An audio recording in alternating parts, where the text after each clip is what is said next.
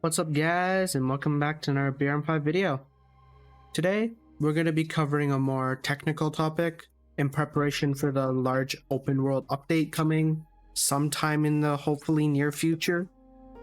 I'm going to be going through every single primary weapon in this game and stating if they're worth their price or not.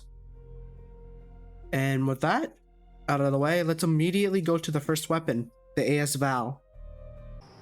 First up on the list, we got the AS Val, going for a very costly price tag of 22k. This thing only has a 20 round mag, and if you ever shoot full auto, you're gonna be asking where your mag went. Oh boy. Especially in combat situations. Leaving you in awkward situations where you have to reload desperately, but then there's an enemy in front of you.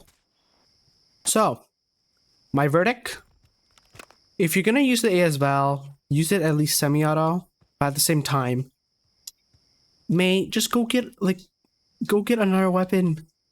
It's 22k. You can find probably anything better than this. Anyways, that's my thoughts on the AS Val. Next weapon.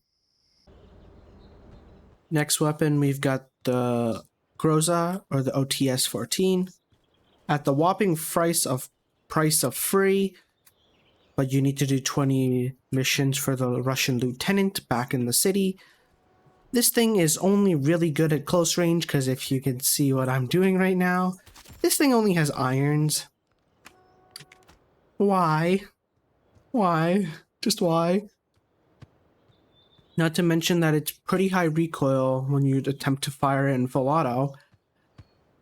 Yeah, I'm gonna say that the 20 missions needed for this guy to do this was totally not worth it, because this thing's only good for like close mid-range.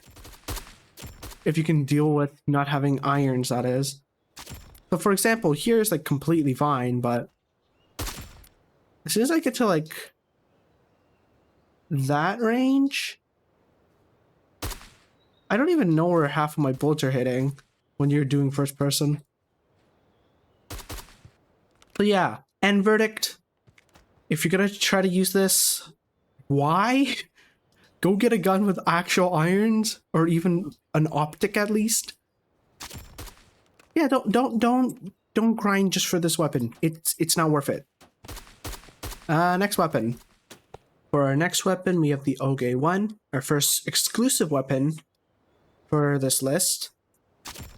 It's forced to have a telescopic carry handle sight, but otherwise this thing is actually really good, because you can also get its brother, the A3,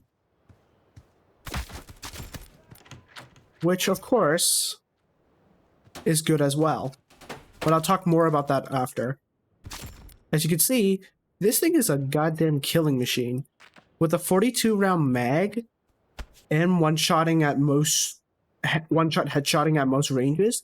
Also, this thing, as I mentioned, this was from an exclusive event back in 2019, specifically the Halloween event.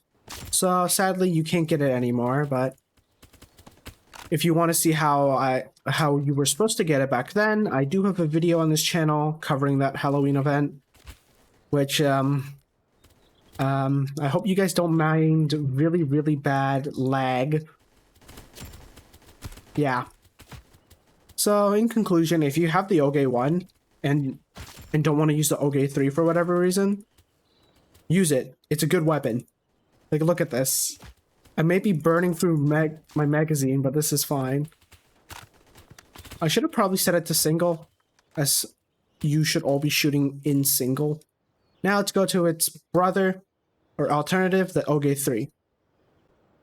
Next up is the sister or brother weapon, as I was mentioning, the Aug A3. This thing basically has all the advantages of the Aug A1, plus the fact that it gets extra sights.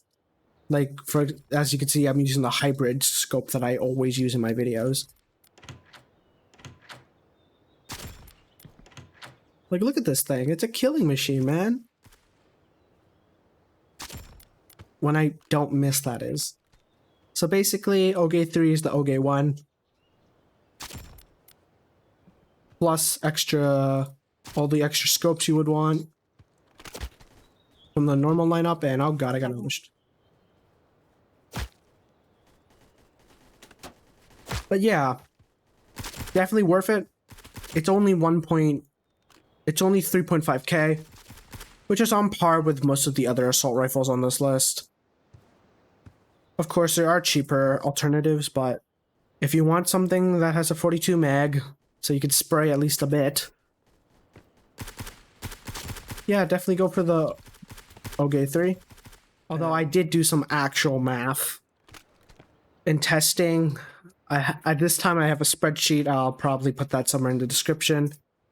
I should also mention most of these runs or these tests were done in Crush Site or Quarry, as those were the two closest locations to the city, which is my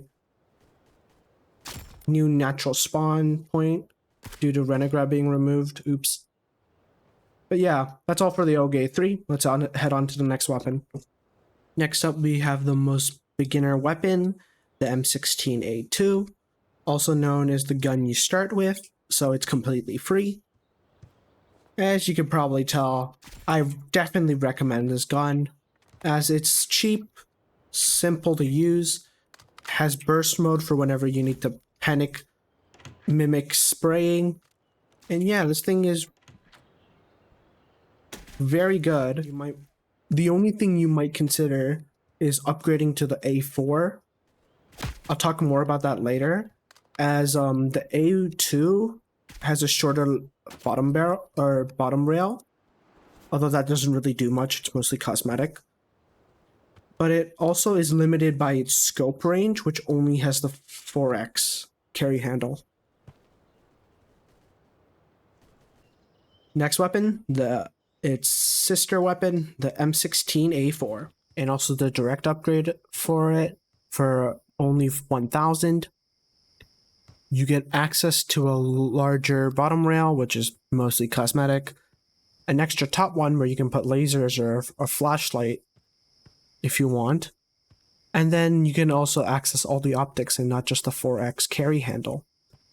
However, if you don't like bursts, there are better alternatives. For the same price, the AK-74N, or if you're feeling feisty and want a carbine, you can get the M4A1. But yeah, that's honestly all I have for the M16A4, that it's basically just a direct upgrade. Next up, we have the C7A2, which is basically the full auto version of, I guess, the M16A2 and A3, but it's Canadian. Woo. But yeah, this is a raid mode exclusive weapon. It was one of the drops in raid mode, which has now been removed. Yay! I miss playing that damn mission. But anyways, this thing is a bit weird as it's missing its top rail. They're completely missing its top rail. It only has the bottom rail accessible. But otherwise, this thing is pretty damn good at all ranges. And as you can see, I could hit these guys pretty reliably if I could stop being a horrible aim. Of course, the mission itself back then wasn't easy. It required quite a few brain cells, and I couldn't solo it, so I had to bring Ninja in, so there's that. But yeah, if you have this weapon, consider giving it a try if you're still in the early game-ish, although by now you guys are probably in the late game. Anyways, enough reminiscing. Let's go to the other rifle I recommended earlier, the AK-47N. Next up, we got the AK-47N. Yeah, this thing used to be my main weapon, sporting 45 round mags, only costing 1,000 for the base gun. By the way, I've been saying base prices, not with all the attachments I have. But yeah, this thing is a dang powerhouse as well, like the Aug A2 and A1 as well. It has a 45 round mag. It has a relatively low fire rate as well at 740. But yeah, this thing actually is pretty good. It's good close to mid-range. long range, you'll start to see the drop hit harder.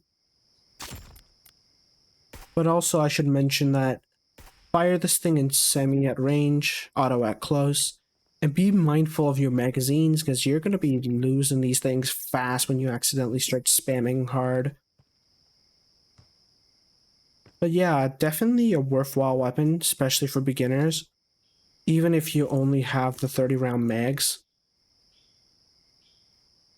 But of course, if you're willing to play the late game, you can also get the 45-round mags, as I have here. And yeah, that's pretty much it for this weapon. On to the next one. Next up, we have the G36, which is a very, very nice weapon, sporting a cost of 2.8k, 750 fire rate, which is a bit on the higher side for assault rifles. But I can't get over how good the irons are, because this is the irons right here. Best irons in the game, no cap.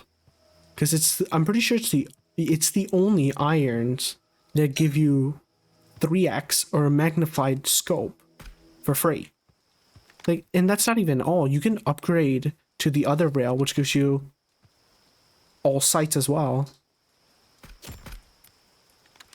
Plus, although I guess the only downside I can really think of for this thing is that it's not really that good for long range. It's close for mid and close range. As with all other guns of its type, the assault rifle, you want to fire in semi and auto at close. But yeah, that's honestly all I have to say about the G36. Great irons, definitely worth the cost. And let's head on to the next weapon. Next weapon is a weapon I accidentally missed on my list. Fun. Love trying to do these things in order. But it's the L8, the L85A2. This thing is actually really good as well. Great mid and long range, but its rate of fire might affect its CQC a bit. And it's also on the lower fire rate, as I mentioned, a lower fire rate side, as with 610 instead. But at the same time, it only costs 2.5k, which is just slightly less expensive than the G3. But of course, you don't get the good irons like the G3. But besides that, this thing is really good. I also used to main this weapon a lot. Actually, I used to still main it up until the point that I started doing the Renegade Fort video, where I learned that the A2 and the A4 are better, especially for ammo conservation. But yeah, definitely recommend this. Does high amounts of damage to torso and head.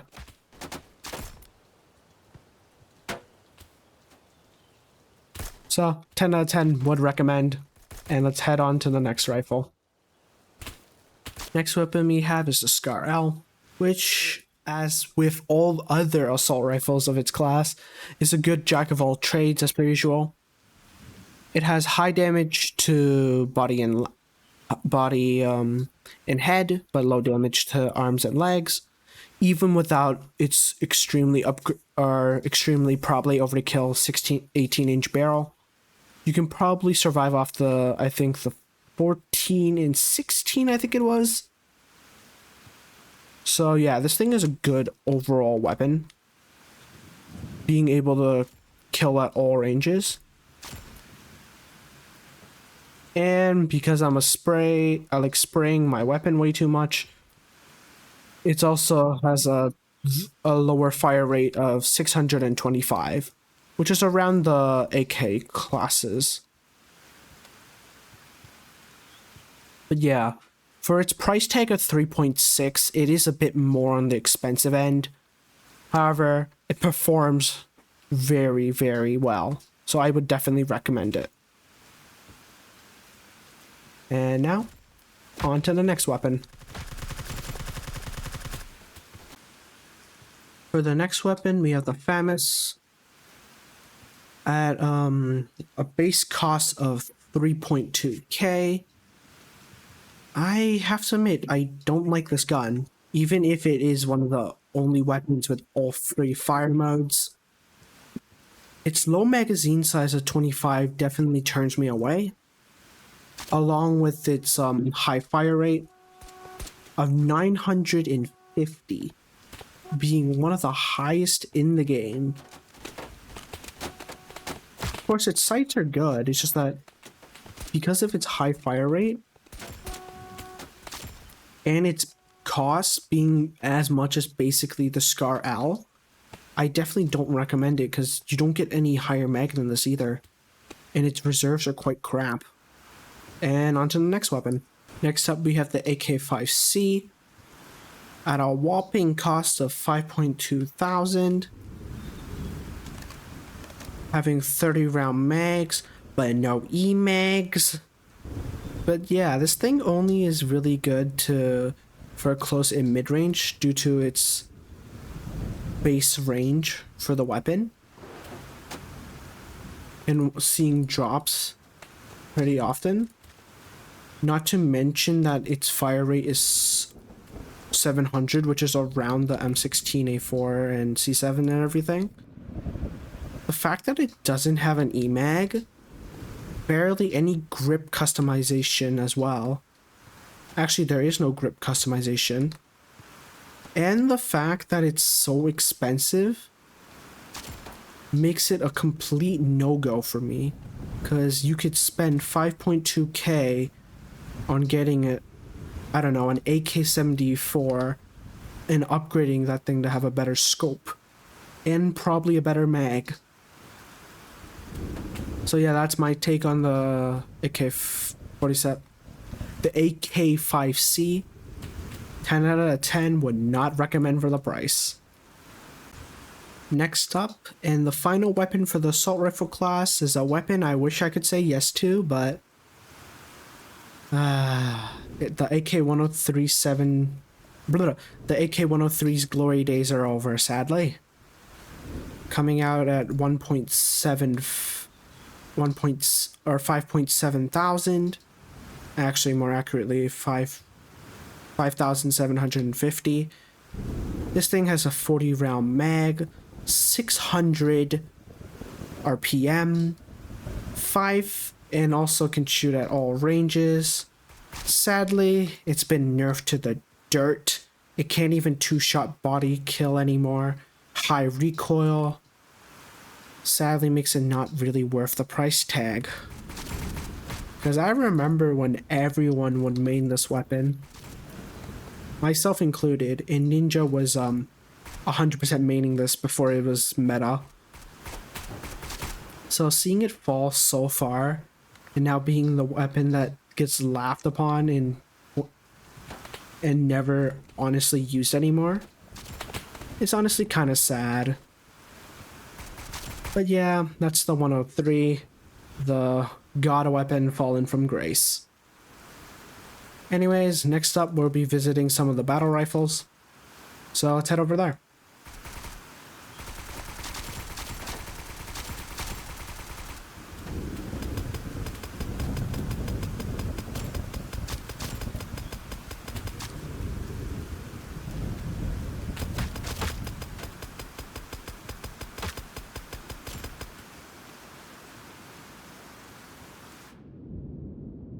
Next up in our first battle rifle, we have the FAL, coming out at a 1.5k price tag. Honestly, it would be good if it didn't have soulless ammo, and the fact that it's super heavy, making you move like a goddamn turtle, to the point that it's better to switch out to your secondary and run, and then post up and use your primary. And the fact that the recoil is so high when you shoot.